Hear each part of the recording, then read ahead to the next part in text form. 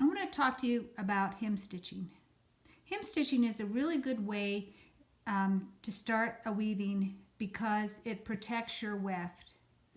It does take a little time when you start to weave because you have to pause and when you're all excited about starting to weave and do the hem stitching. But you'll be glad when you're finished with your weaving because when you take it off, you don't have to finish the ends in any way to prevent the weft from raveling. The first thing you're going to do is to weave a header, which is this orange yarn you see here.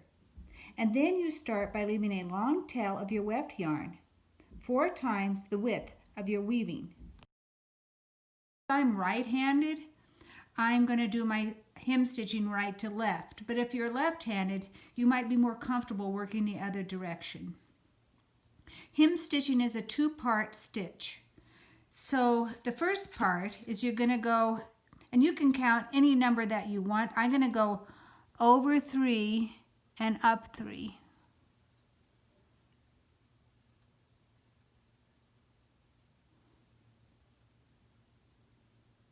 Okay, so it's kind of diagonal. The first one's going to be harder to see.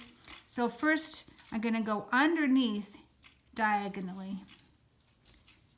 And then I'm going to go horizontally along the edge of where that blue weft yarn is. I make a loop pointing the direction that I'm going, and I put my tapestry needle over that.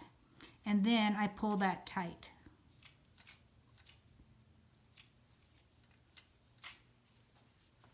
Then you go to the next one. Over 3 and up 3.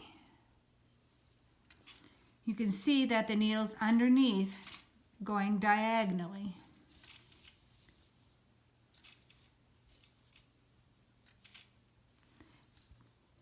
Go across under 3, catching that loop.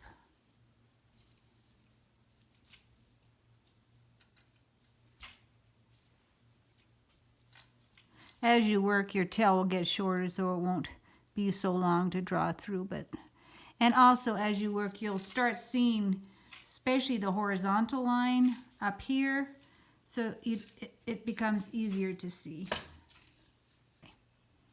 So I went under, make your loop going in the direction to which you're moving, under 3 horizontally, and pull it tight. So of course there'll be more bundles when you have a smaller yarn, but also I try not to have my bundles too big because then they're going to pull in a lot in your little